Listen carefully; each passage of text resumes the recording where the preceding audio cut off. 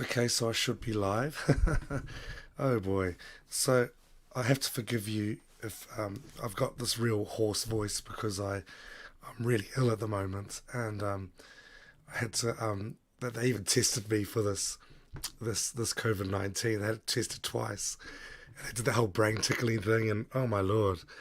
And I think I've got a lung infection, so it's been quite a ride, and I've been watching lots of films. So and the other thing I've been thinking about, which is I don't know, like, is terrorism, and this person who killed a whole bunch of people in the mosque.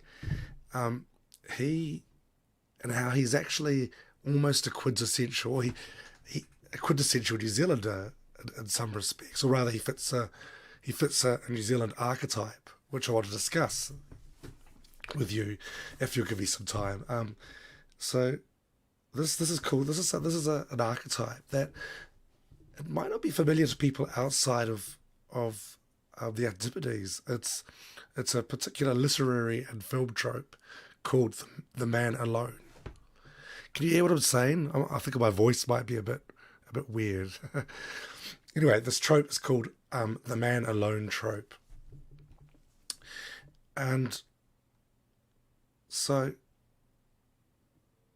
where to begin? Where to begin? So I'll start with the terrorist. Just get that over with. This guy who he he was Australian and he came to New Zealand, and he murdered a bunch of people, and there was this whole refrain that I think this the Prime Minister started, which was this is not us. When because and it could be interpreted in several ways. When someone says this is not us, it could be a statement of fact, which it kind of isn't, because clearly it is us because it happened amongst us, or rather than an aspirational, this shouldn't be us, if that makes sense. Um, and but there was something which was very New Zealand about murdering a bunch of people in a mosque, about not necessarily the act of doing so, but just the character of the person doing it. And I think that's something which people don't want to talk enough about here, because for me it's fascinating, and because he fits a very well known, well trodden archetype in this country. So you're asking me to turn the volume up. Oh, okay. Um, Jesus, is this better? Does this help you?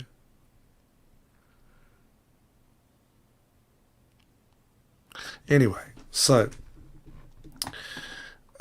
where was I? Turning the volume up, talking about terrorism. Okay, so yeah, and this so just to break it down, he came to this country, and well, as an Australian, he came to this country, and in his mind, he wasn't in this country. He was um, in possibly America, but he was obsessed with the West, and he had this sort of idea of a space, which I guess in his mind, and there's sort of an online mind going on there, and and immediately people of this country seized upon a person, the first hate crime, the first recorded anti-immigrant hate crime which happened in this country, which was a gentleman called Martin. See, this is where I should have done my research.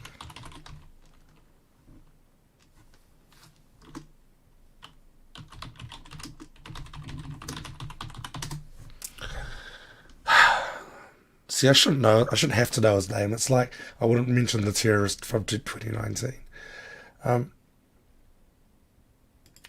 so this what happened in, was it, I think it happened in 1905, and his name was, okay. It wasn't Martin. It was Lionel Terry.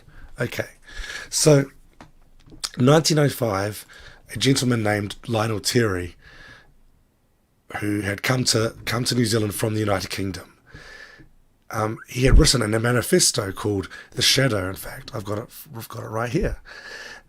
Well, I've got the cover of it, and it was his own art. That was it. This is the Shadow, and there's not. It's you could read this manifesto. You could actually go to the National Library and read it, and he's basically just talking about how awful the Chinese people are, and he has this idea of the empire, the British Empire, and you could transplant the empire with the West in a way. It's quite scarily how it matches this 2019 manifesto. And this guy, Lionel Terry, he went to Haining Street in Wellington, the city I live in, and stabbed an elderly Chinese man to death. And this was his, he obviously had some. I guess he was hoping for some kind of race war. And it's something which we sort of sweep under the cover, under the covers of this country. The fact that it was one person as opposed to 50 people, but it still was this kind of. There was this person who was who had this very. I don't want to say utopian, but I will. This sort of utopian idea of what this country should be as a sort of an extension of the empire, of the and who should be in that, but not the English, only the English, and it was really fascinating that. But he is also part of a tradition which is known as the man alone. And I don't know if I'm going to make any sense here. I am so off my tits on coding.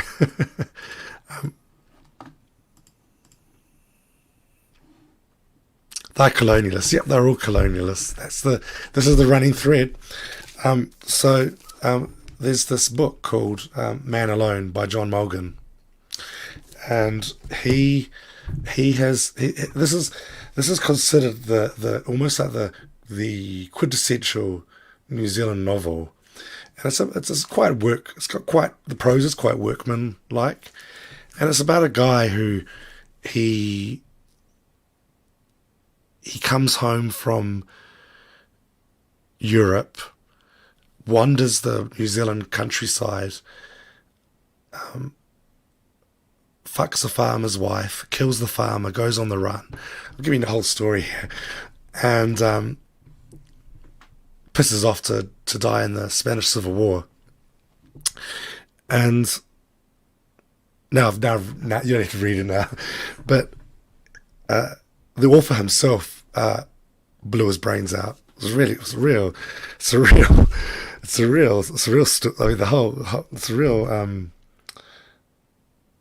thing. He has this quite sort of legend, sort of a real turn. So but John Mulgan, this character has come to sort of has become this archetype of New Zealand, both fiction and cinema, which we're going to get into. So I was wondering if I should just go into. I was just going to start talking about. This is really random. I just found all these clips I want to show you guys. But there was this film that came out. So we're just going to leave that on the side for a second, because we'll talk about how you might have seen this trope appear in Hollywood. And the first film that I'd like to show you a clip from is a film which came out last year called Cuck. And it's an independent film. I think it got a bit of attention for making absolutely no money, like zero money, and which is a shame. And I don't want to shit on it or anything, because it's it's an independently produced film, so they must have, they're kind of, it's obviously a labour of love for the person who made it, and it's really nicely photographed, it's really nicely edited, but there's something a bit missing, and.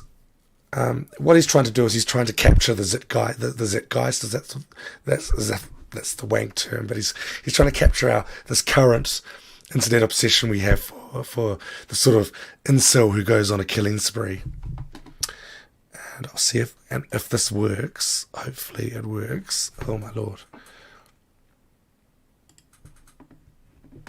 The worst thing could be is I had this problem where it wasn't working and delayed me by several hours.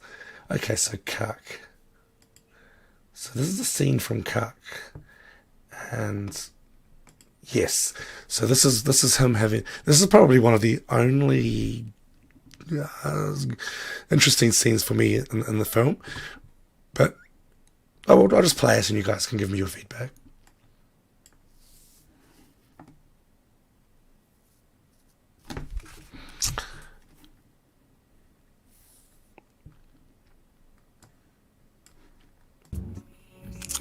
Okay, now I realise the audio. There we go. Ooh, I'll have that Madam Butterfly tea, please. Sure.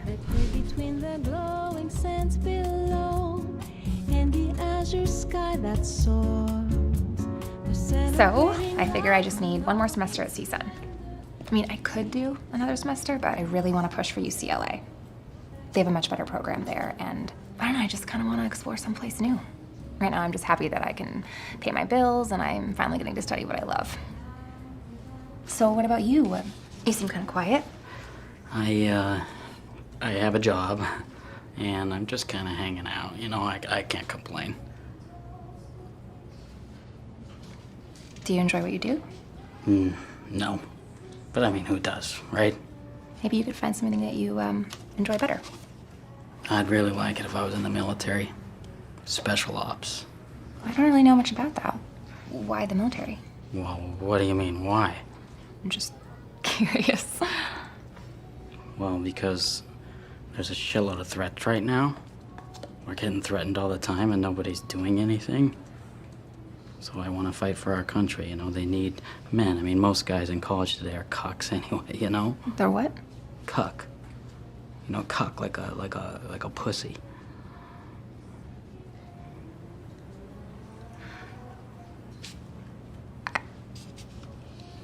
That's a derogatory use of that word. I find it offensive. Pussy? Why? Because you think pussy means weak. Well, anything a woman has is less than a man's? Hey, no, I got no problem with pussy. I just mean that men should act like men, you know? I mean, you like real men, right? Admit it, all chicks do. Chicks? What, nothing is untrue. What I said. You really think that you're gonna support yourself with this bullshit arts degree? You know what? I think you would have been a lot more successful if you would have gone to college. What is that supposed to mean? We are not a match. Best of luck. Hey, wait a minute. You can't go anywhere. Yeah, I bought you this fucking coffee. I bought you this. Here. No, look. You think you're better than me? Is that the Let go of me! She said let go! Hey, man! Okay, no. I'm not a bad guy. I'm just trying to talk to her, but you're being a fucking bitch! Yeah, you're being a fucking bitch!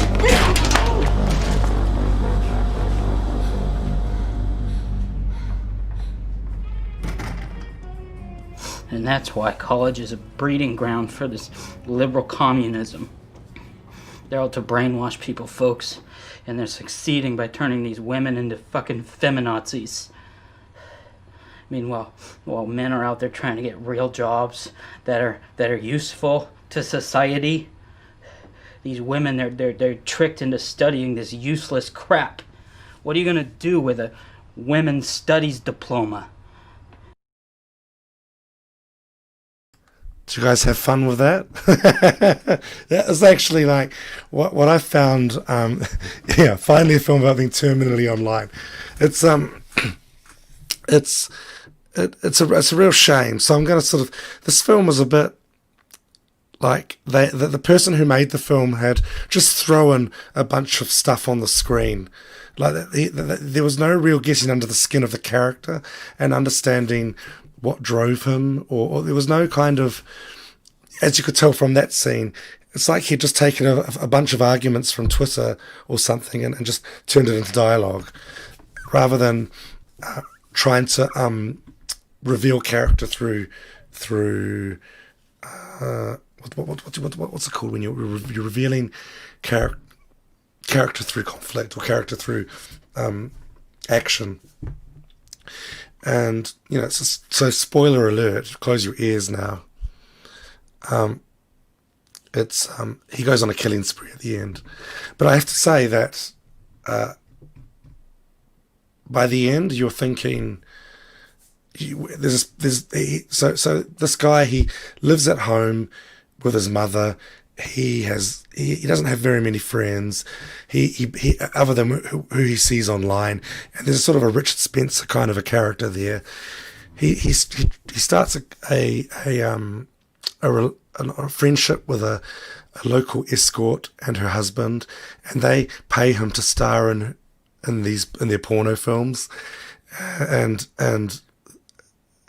it's just so, like, I mean, he plays the cuck, where they have to, where she fucks dudes and laughs at his small dick, basically.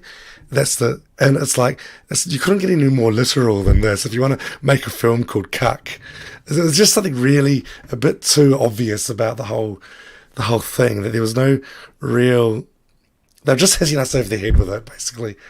There's even a scene where she's shagging a black dude.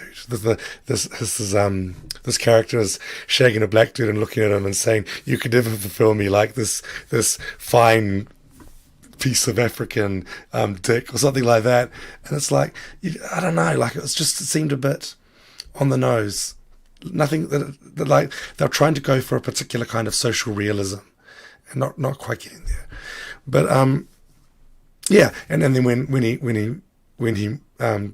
murders his mother, me as an audience member, I'm going, just get it over with, just kill her, and it's quite interesting because there are parallels with Joker as well. So I was going to play you a clip from that, but I'm sure everyone's seen that already. But as a parallel with this clip, is Taxi Driver, and Taxi Driver is interesting because that is almost the ne plus ultra of man alone cinema. He's just this complete, he's completely detached and alienated from society. Travis Bickle, the Robert De Niro character, and okay, and so if you counterpoint the last clip with this one, and just how I'm trying to figure out what to make of it. Like what's he takes Sybil Shepherd to a date, and it's a porno. It's a date at a porno movie. So yeah.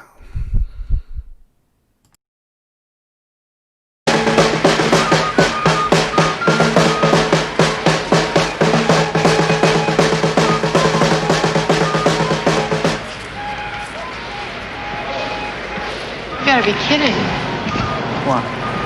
This is a dirty movie. No. This is a movie that a lot of couples come to. All kinds of couples go here. You sure about that? Yeah, I see them all the time. Come on. Genom konsultationer har många lärt sig att skaka av sig tidiga inlärda mönster och vanor. Mina föräldrar var mycket strikta. De sade till mig att kroppen var Guds hus. Sex var smutsigt, något att skämmas för. Kanske om du förstod skönheten i dina naturliga organ, vagina, pallos, spermier och ägg. Kroppen är ett tempel och du ska känna dig som hemma. Långt innan Master Johnsons studier i Amerika har svenska undersökningar lagt grundstenen. Regeringsstudier, privata föreningar och allmänna kliniker. I fråga om sexuell upplysning och många övriga sociala reformer har Sverige gått till. Where are you going? I have to leave now. Why? I don't know why I came in here. I don't like these movies. Well, I mean, I didn't know that you'd feel that way about this movie. I don't know much about movies, but if I had It's the only known... kind of movie. So, I just found it like interesting. I think Taxi Driver might be like Travis Bickle he's kind of an incel, isn't he? He's kind of he's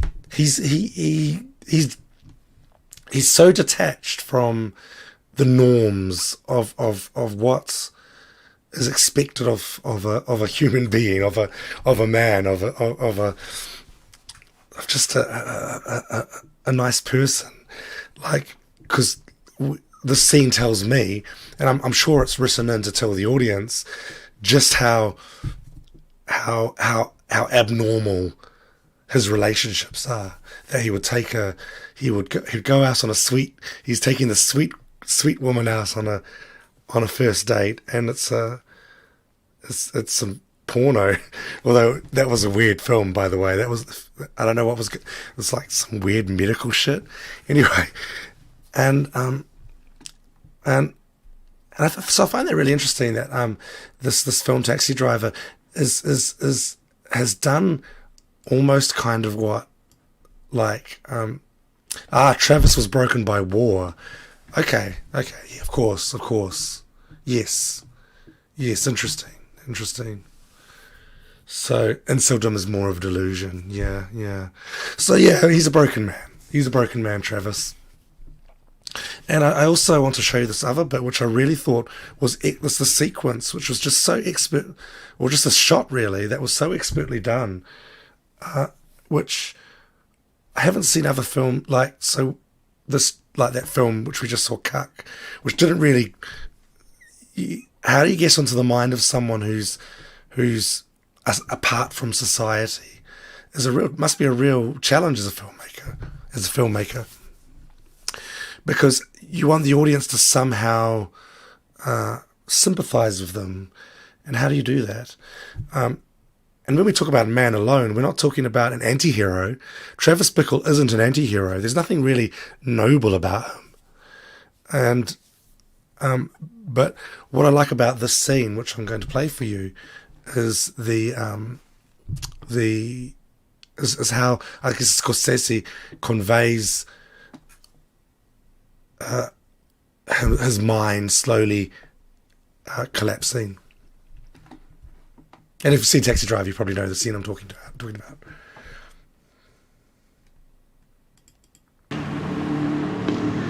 I hope this card finds you all well as it does me. I hope no one is dying. Here it is. Don't you have some idea? Well, I'm not the one who wants to talk. But you must know that the reason that I didn't marry him is because I couldn't stand to be a cause of divorce. And now he's getting a divorce anyway, and Philip wants to marry me, Brock. I do love him.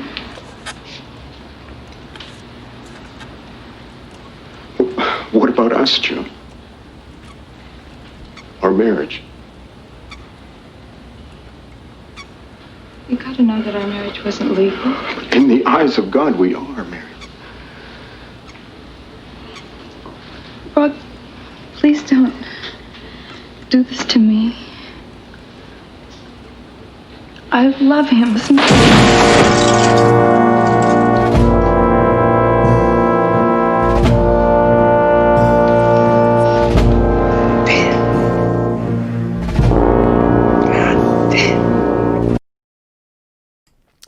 It's really effective storytelling, and I like how the television was sort of showing this banal kind of like kitchen sink drama, like some kind of soap opera, with some couples talking about couple stuff, and he's just sort of looking at it from the outside, and he's just got his foot on the TV, and he keeps pushing and pushing and pushing. And the TV just drops and explodes, and I find that really, really cool piece of filmmaking. I like how I mean, also if you do watch that scene again, you'll notice that it's not quite in focus, so it wasn't shot. Technically, wasn't shot very well at all, but it's just so engaging. You probably don't even notice if you're in the audience. So. And so Hollywood doesn't generally deal with this kind of trope. When I said the man alone isn't an anti-hero, like there are films like Dirty Harry and Death Wish, I guess from that era, which the man was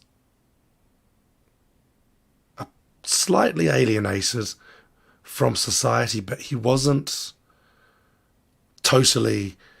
It wasn't an abject. It wasn't. There was something noble about their quest, even when it's about a vigilante psycho in the case of Death Wish, or Dirty Harry. But it isn't often you have someone who's portrayed on screen as just a loser with no redeeming qualities. The sort of person who would take a woman to a porno cinema on the first date. It's quite, that for me is what sort of makes Taxi Driver stand out in cinema, and also Joker. Well, we won't go down the Joker route. Although Joker kind of had, I don't know, but I also found Falling Down. This is a Michael Douglas film. I don't know if there's anyone in the chat, if anyone's even listening to this chat, listening to this live stream, if anyone's seen Falling Down. And it's such a strange film because it's tonally, it's all over the place.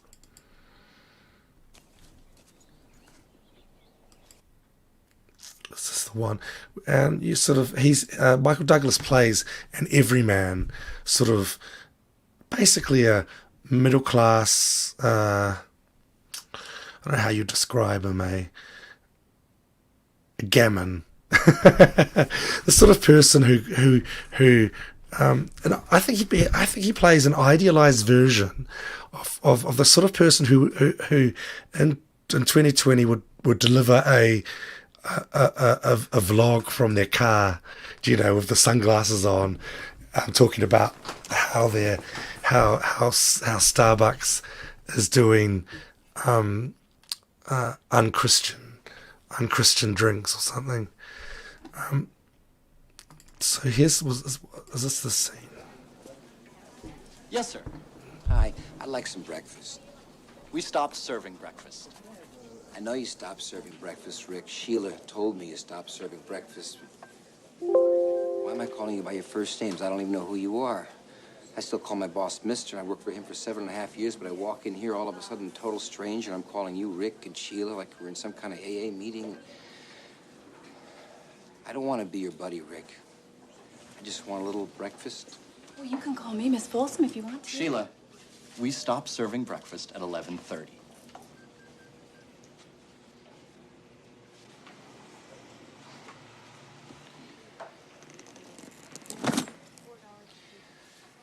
Rick, have you ever heard the expression, the customer is always right?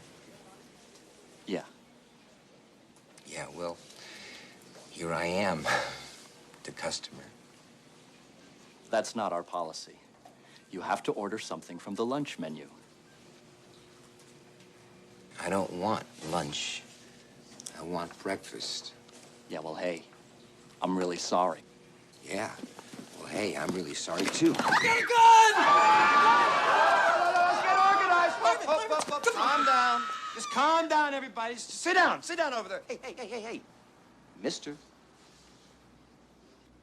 Where are you going? No. You sit down there and you finish your lunch. Come on. Everybody just relax and take it easy. Come on. Why don't you eat your lunch, please? Eat your lunch. You all need your vitamins A's and B's and... No, it's an accident. It's an accident. The trigger, it's sensitive. It's okay. It's all right. It's a sensitive trigger.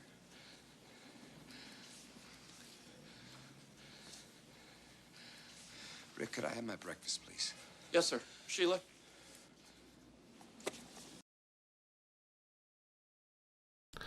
Yeah, so you almost.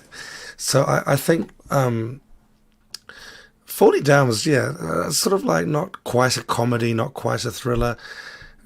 It might be worth seeing if you haven't seen it before, but they balance. They paint him as sort of a reactionary, like a suburban father who's estranged from his wife, and he just goes on a rampage. But there's something quite that they don't go. That they pull their punches in this film. They don't. They try to make him sympathetic, like he's you know, he's not like, as opposed to Travis Bickle, who's not you. Travis Bickle is the who society, you know, the dregs of society, you know. But Michael Douglas in Falling Down, he's the offended white male, or the you know the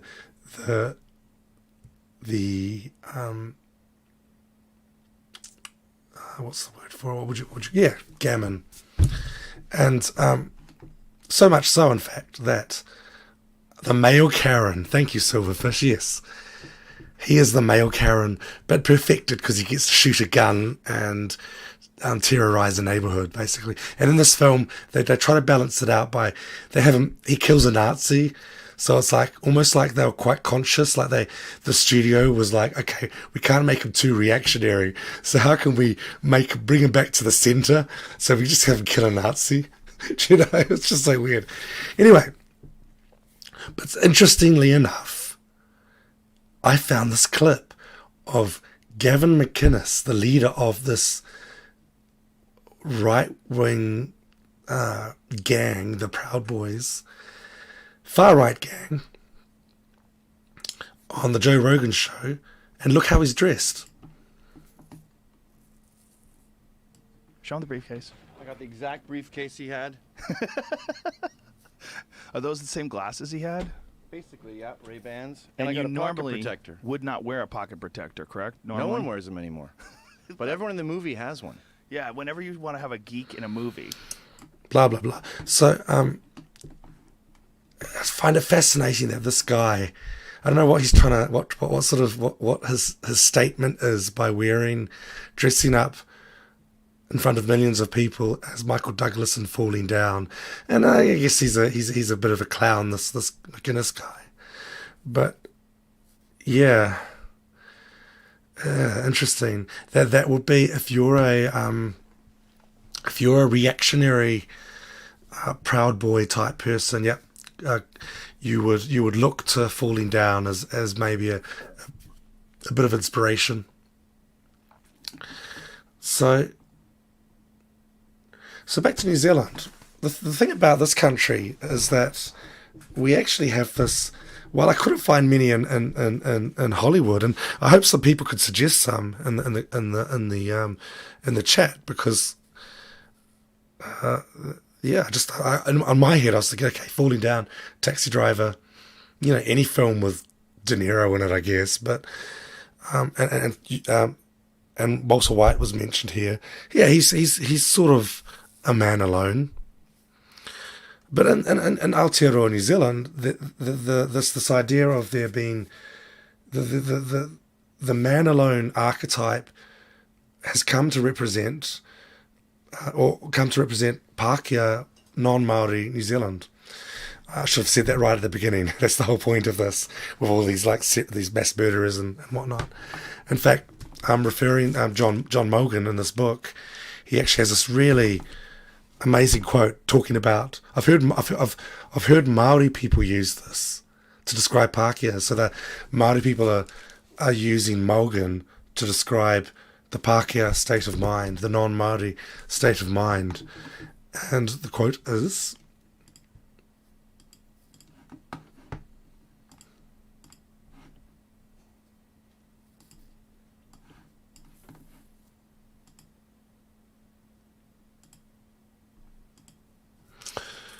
that Pākehā are a queer, lost, eccentric, pervading people looking for satisfaction. I hope I was understood there. I have to repeat it again. A queer, lost, eccentric, pervading people looking for satisfaction.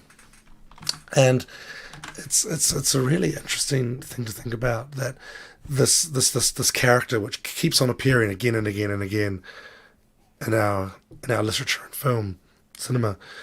So so there was obviously Out of the Blue could be an extreme example of this, this is the 2006 film about this is a settlement in the South Island called Aramoana, and this is where we had our first mass gun shooting, where this guy, I was going to say David Blaine, kill me if you're a New Zealander, just forget it's David. The other one, David Gray. He basically unleashed himself on the sleepy settlement and killed, I think, a couple of dozen people. It was quite a high body count, and it prompted our first major gun control legislation before the one in 2019, and you get this like lovely. This is part of the side the what this film will show you if you watch it is there is this idyllic kind of this is almost quintessentially a New Zealand scene of just beautiful scenery, and it's kind of like the houses out there might be a bit ramshackle. It's not like highly socioeconomic status people, but they have a community and they live heartily, and that's the New Zealand way. But beneath this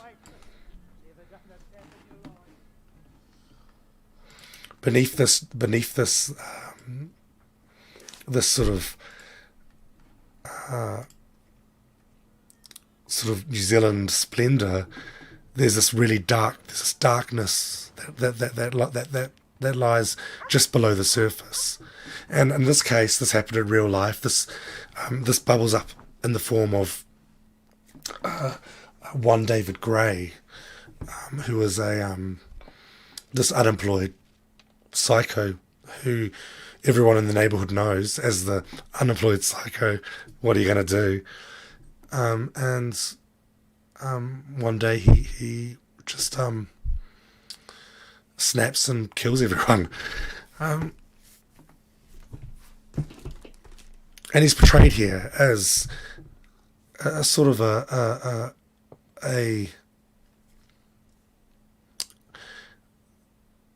this line where he says, "Do you have a girlfriend?"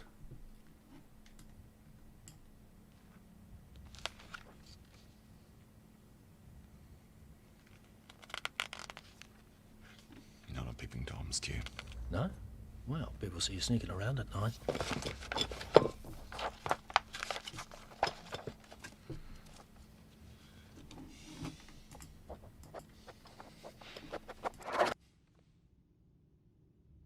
You got a girlfriend?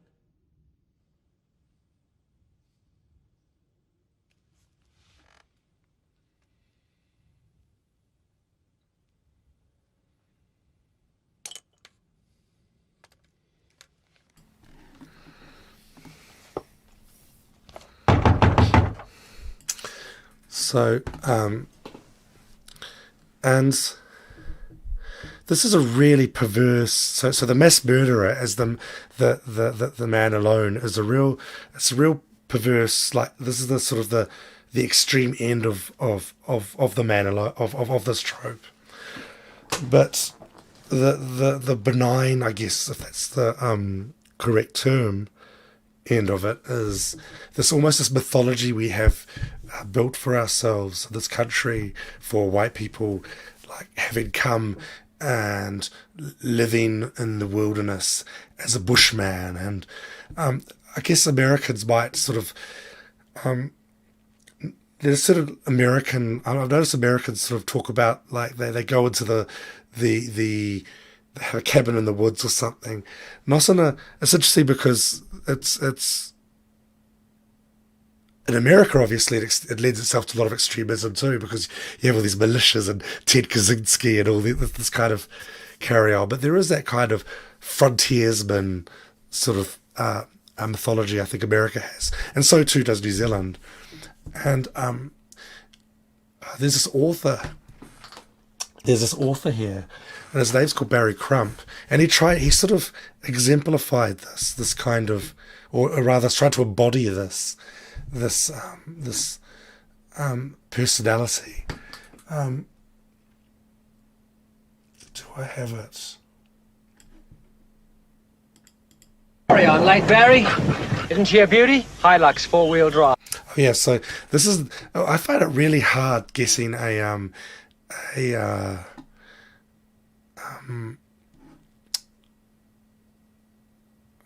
anything about this guy.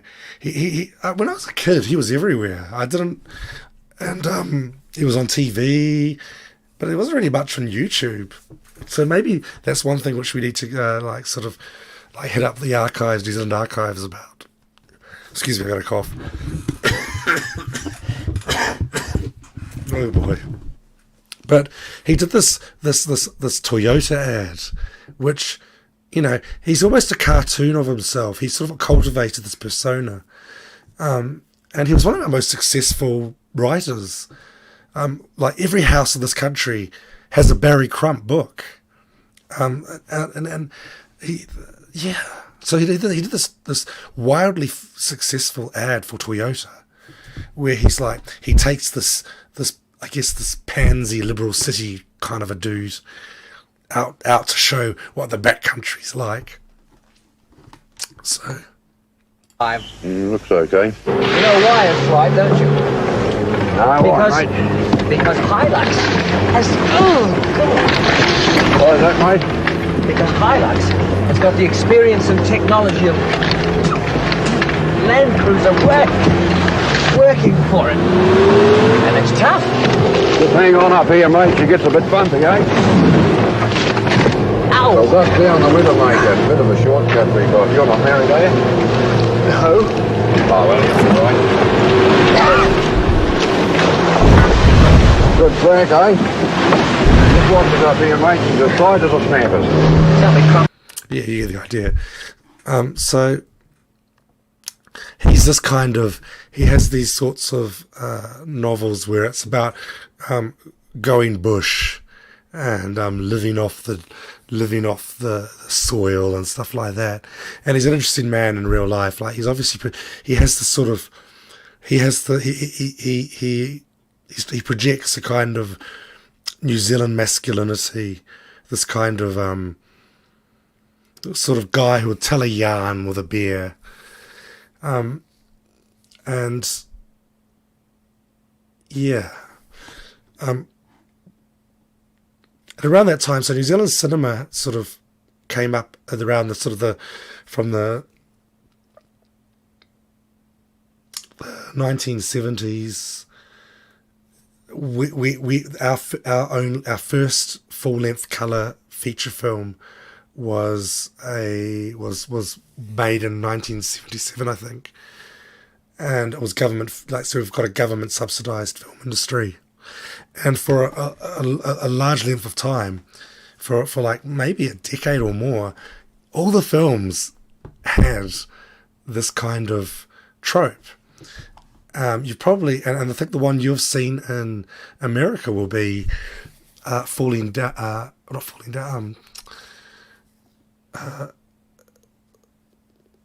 Quiet Earth, which has become a bit of a cult film. I find it difficult. I find it a bit. Every time I watch it, I discover something new. Let's say, but it's quite a. So in Falling Down, Bruno Lawrence discovers he's the only person left in the world, or at least as it appears. And he wanders around, has a good laugh, eats good food, you know, and then slowly goes a bit mental.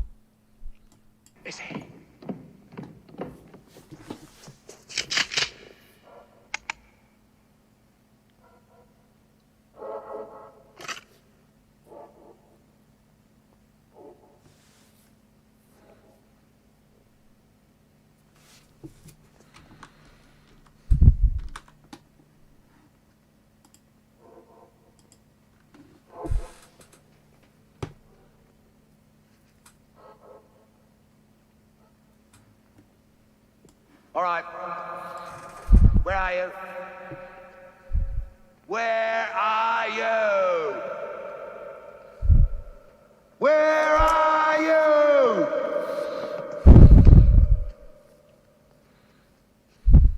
Where is he? If you don't come out, I'll shoot the kid.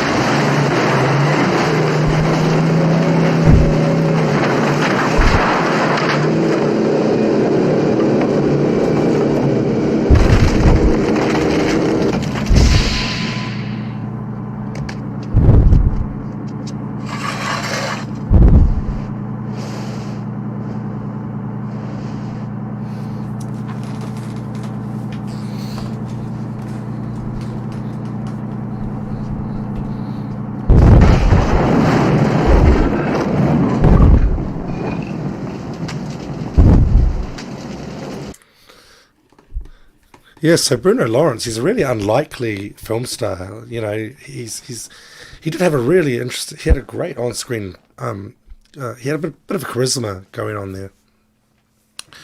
And there's so many films. There was so many films. The other one was Sleepy Dogs, which was that was what I mentioned earlier. The first full-length film, and. They're sort of about it's about these men who have to grapple with society, with their place in the world, and in the case of Quiet Earth, he has to basically rediscover humanity. I've just got to play this other bit, because I always I find this scene very moving emotionally.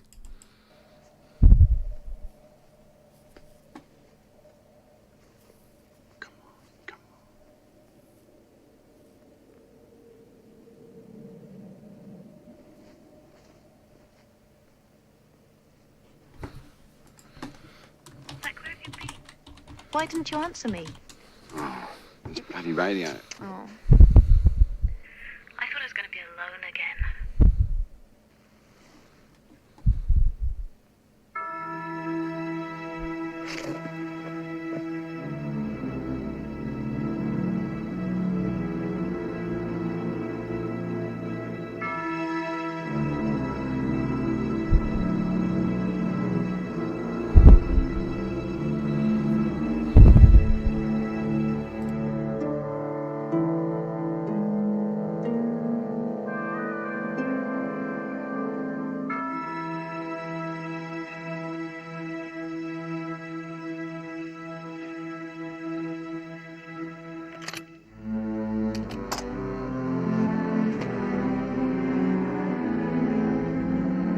Kia ora.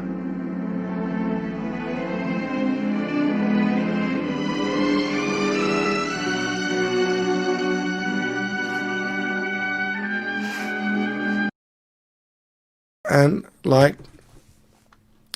part of the part of that's been theorized that this sort of character exists is to personify the New Zealand male as being somewhat alienated from the land. When I say the New Zealand male, I obviously mean the white New Zealand male here, has been somewhat alienated, and unlike the Americans who have this sort of myth about fleeing persecution or something like that. In this country, we have this myth of adventurism, of utopianism. We have this sort of this utopian idea that you escape, you find this heaven. You know, one of our first prime ministers, our first significant prime minister, Richard Seddon, he was the one. He described this country as God's own, as in God's own country, and it reflected this sort of idea that New Zealand is this sort of, you come here to escape the Industrial Revolution. That's all. The people in Britain can deal with that, but right here we'll build this sort of we'll get our lifestyle block, work the land, and but it never turns out as good as you think, and that's kind of where this archetype comes in, because we're not quite British, and we're not going to be indigenous. So where do we fit? And there's this quite sort of, there's a tension there, and that's why we feel there's sort of this feeling of loneliness, because New Zealand is on the other side of the earth. We see the rest of the world happening. Our ancestors made a choice to come here, and we have to live with that choice, and that means like looking at the rest of the world doing things without us. And even when there's a war or something bad's happening in the world, New Zealanders somehow want to feel part of it. It's an interesting condition. It's an interesting sort of motivation for us as a people. So we feel alone. There's this feeling of loneliness, which, I mean, if there's some New Zealanders on the chat, it'd be great if you could like tell me I'm talking bullshit here. But there is this trope, this film trope is kind of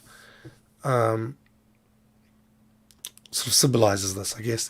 So the next film is a New Zealand film, and it's Hunt for the Wilder People, which you have seen.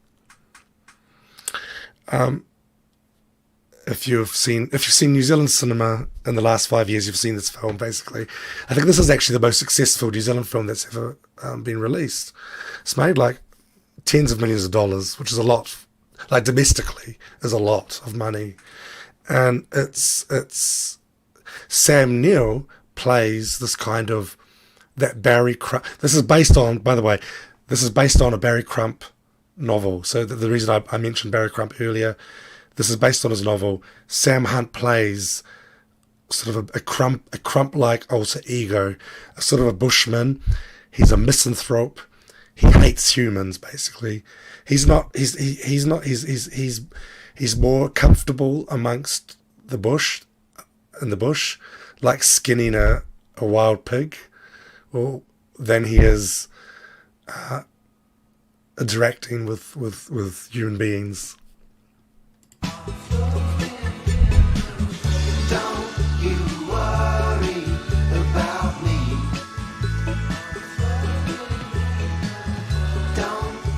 Right, Dad, 10 to go.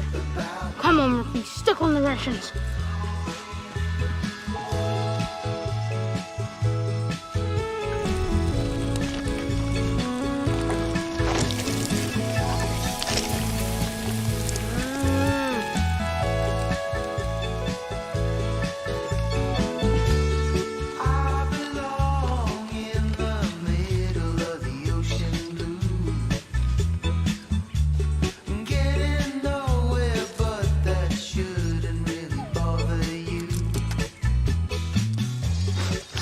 Stop this trooper, we're going home.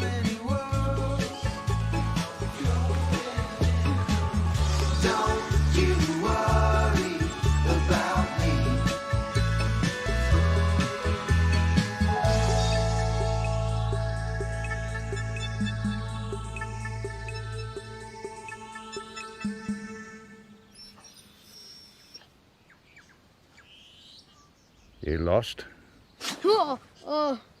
No. Yeah, you are. Told you wouldn't last more than 5 minutes out here. You got yourself very lost. I'm amazed how lost you got. I move fast. I got my own thing going on here. Rookie Town. Population, rookie.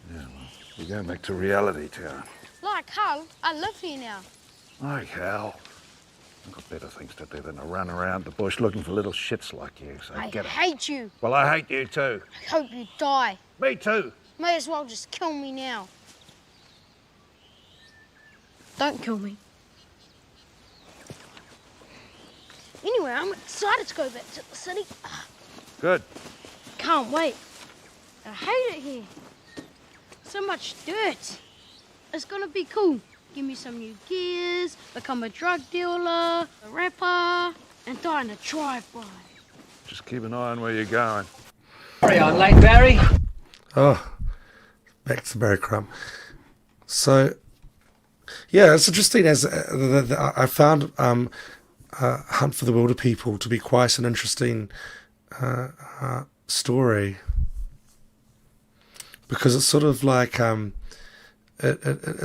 because obviously as a Taika Waititi film, it's quite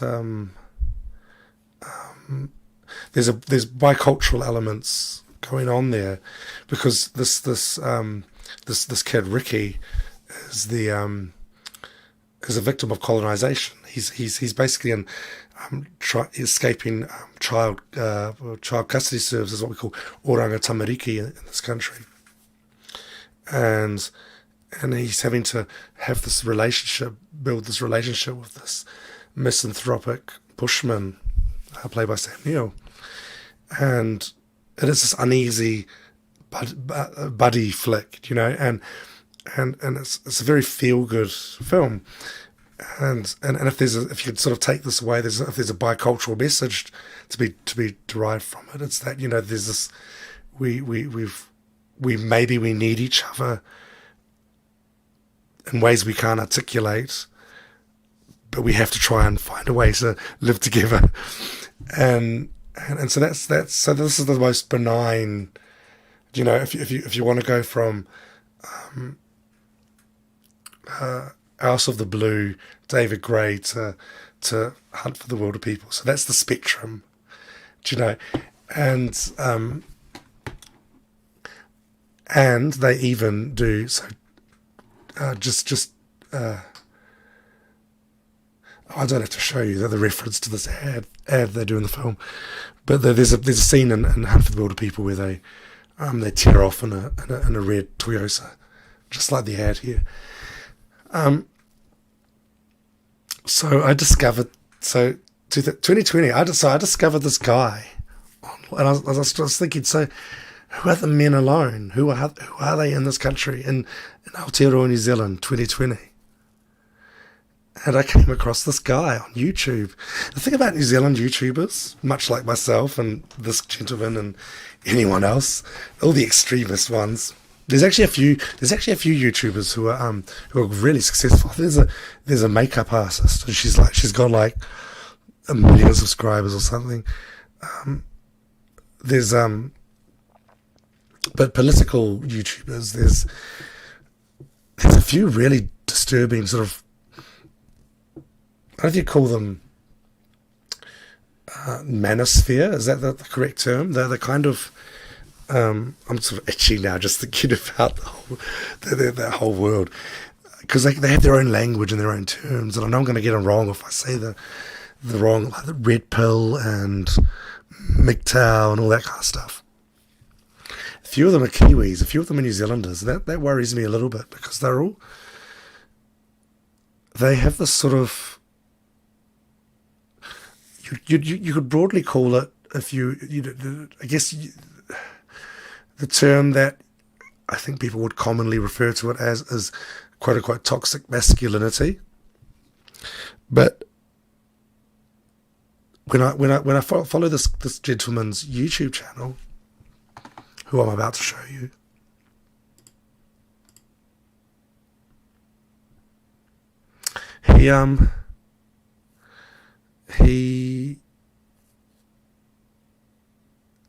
Manosphere works, thank you. he seems to live in this utopian space where for the people for guys who talk about like men going their own way and how much they can't be asked with women and all that kind of carry on. They certainly talk about women a lot, a damn lot, and I find that really weird. I've got to try and find this this video for you.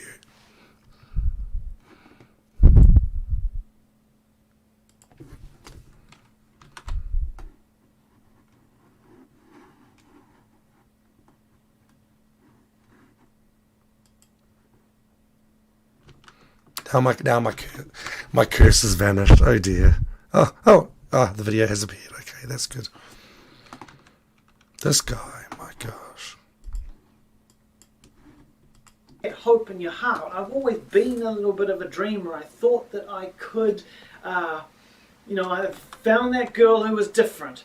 But in reality, it all came crumbling down. It crushed me a little bit. But this is Belarus. You can get on Tinder and you can start meeting more sweet, feminine girls. And so I started to date these girls. I dated probably almost a dozen girls while I was here. I met another girl who was a dancer, very, very hot, but she was 30. She was post-divorce. This is what I started to realize when I came back here, and I realized for the first time that the divorce rate in Ukraine, Russia, and Belarus is actually high, and sometimes higher than in the West, and the birth rate is lower than some of these Anglosphere countries. And so I started to realize this myth that had been built up of these traditional Slavic women maybe wasn't quite what I thought it was, because, as I said, the culture is changing here. They've got access to social media. The social media is playing the same effect. These women want independence. Okay. So, there's so much to unpack here, huh?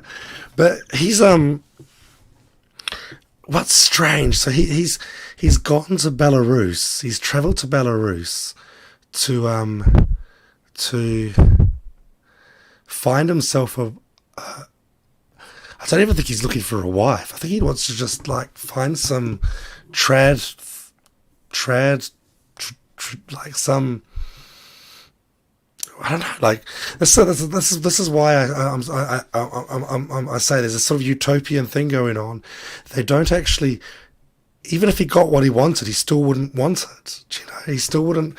He still, you know, there's this woman there who's a 30-year-old dancer, but she's divorced. Well, do you know, like that's a problem.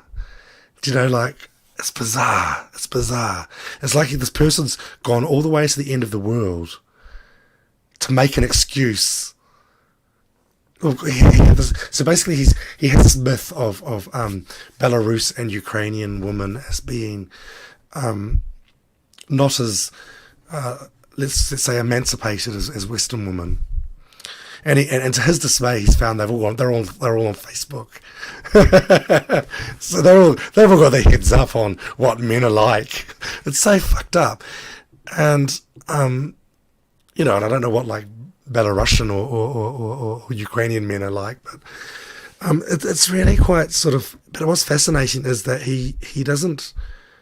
It's almost like he doesn't realize that who he is also a product of Facebook and all these other influences, and he can't find that in this country.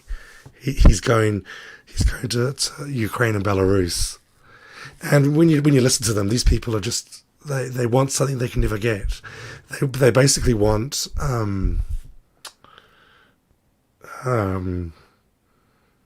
I'm trying to think of the name of a supermodel. I don't know what his supermodels.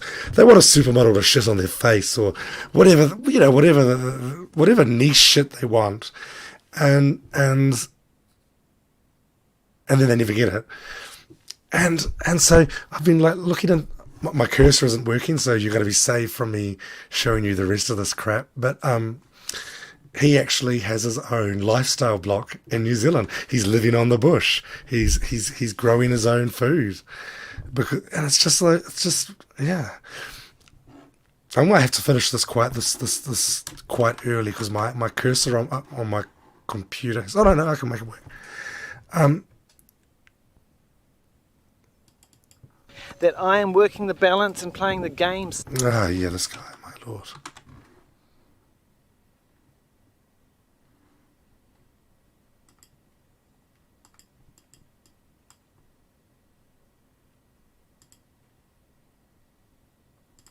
Here we go.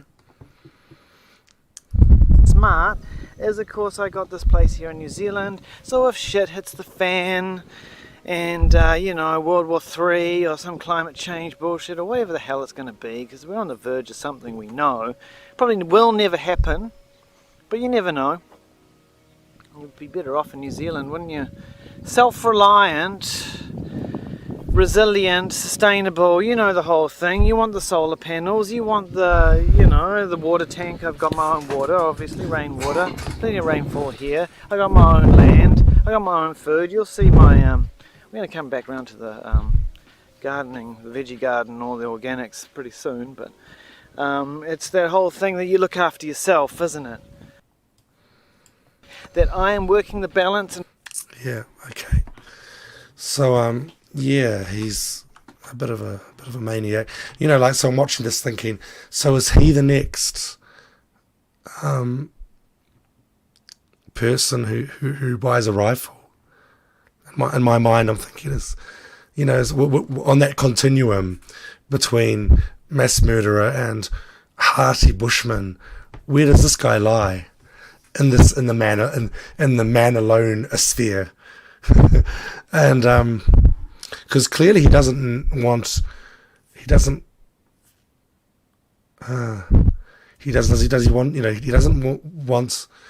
wants a woman in his life, but I think he doesn't want him to share, probably wouldn't want to, he would probably could get a woman from Belarus to fly here and live on this little farm with him. So yeah, I find that really, really interesting. And I also found this television show with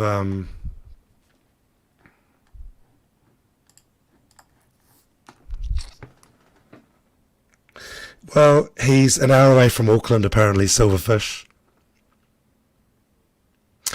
The happy even whilst drinking a milkshake phenomenon. Yeah. I don't know what that means. Happy even whilst drinking a milkshake. Because drinking a milkshake sounds pretty good.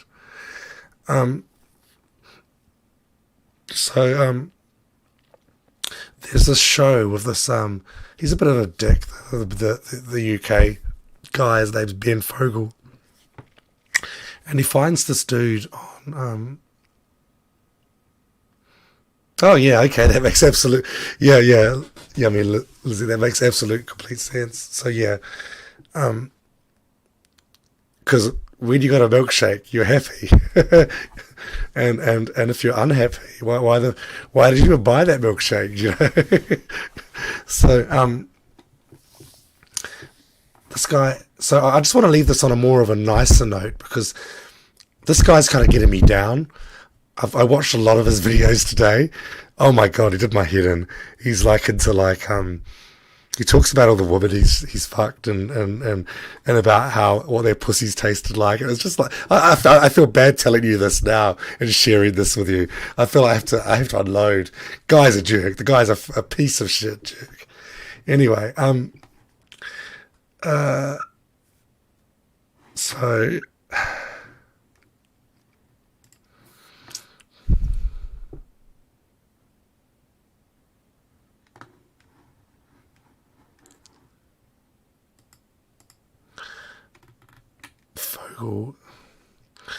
And this might be the one with...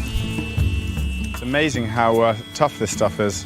Yeah, you could build a proper shelter and live in it, you know, and that's one of the things I want to do eventually, just build me somewhere up in the hills a little little shelter that you just keep extending and extending till it becomes a little home, eh? Do you enjoy coming out into the woods on your own like this? Is this solitude from the solitude you already have? Yeah, it's a bit of therapy, really, you know. Back in my work before in an office, it's easy to live a life very detached from nature. And now I'm kind of making up for all the time that I lost in nature. So I love being here, spend as much time as I can in here. Ben can spend 2 to 3 weeks up here without any interaction with another human being. Do you deliberately prefer to be on your own, or would you prefer to be here with another person? Well, it depends. There are times that you want to be alone. There's times where you want to have another person with you. But you've mentioned that girls have come to stay on and off. What's the longest time? I mean, have you had girlfriends stay out for a long time? Yeah, sometimes you got to ask them to leave because this life is not for everyone. What I don't like is when people live with you and in a way they just don't chip in. And sometimes it's as easy and like, could you clean the windows, please? And I had one girl up here and I asked her 3 times and then when she left and kind of... This is a true example. Yeah, and she kind of liked this life and sends me these letters and I'm like, well, I did ask you to do those. And she's like, I didn't think you were serious. And so the moral is, if a girl wants to impress you, they need to come with a bottle of window clean. Look, Ben, I'm doing everything. I'm cooking, I'm cleaning, I'm working for money, I'm doing firewood, I've got the animals. There's many things a girl can do here to help me out. And I'm not here to entertain people like the whole time. But are you hoping that one day you will meet the perfect sort of jungle Jane, you know, that a woman who pulls her weight, that loves this, that will be happy to come and make hides in the woods with you? Of course, they exist as well. There's many of them out there, you know. So how are you going to find them, though? I mean, you're in. Well, I'm here. I'm here. I don't have to find anyone. They'll find me. Is that what you think will happen? Yeah. Ben has 76 acres of untouched forest, and he suggested. Okay. Anyway, so this guy is quite a you watch this. This is just a UK reality show, and they come to New Zealand and meet this guy who's on a Great Barrier Island, which is one of the larger islands off the coast of, I think, Auckland. Excuse me.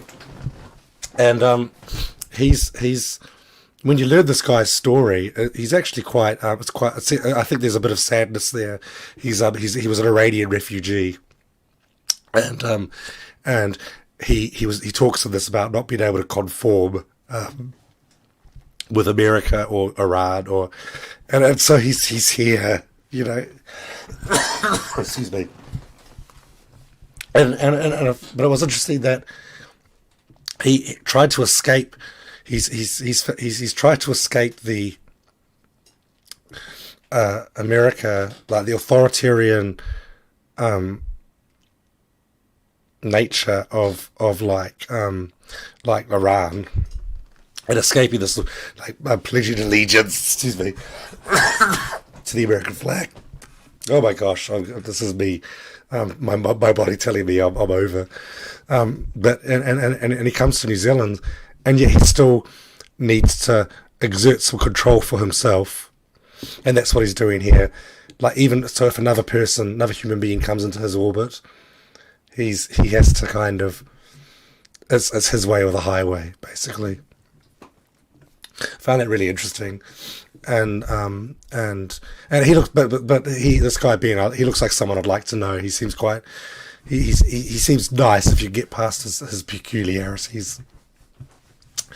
So a lot of these, all these videos I showed, I just spent the day just picking through them. There might not be much of a coherent thread through them, but I just thought it was interesting just to think about this trope of obviously it's a very very male kind of a thing. They're at odds with women.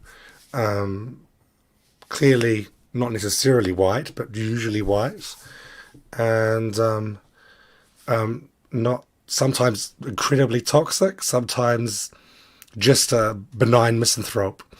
So that's the male condition in this kind of in Pākehā, New Zealand. So hi rugged Midwesterner. So thanks for tuning in. I don't think this one will stay up. I've been just my mind isn't my own at the moment. It's been overrun with illness. So thanks for tuning in.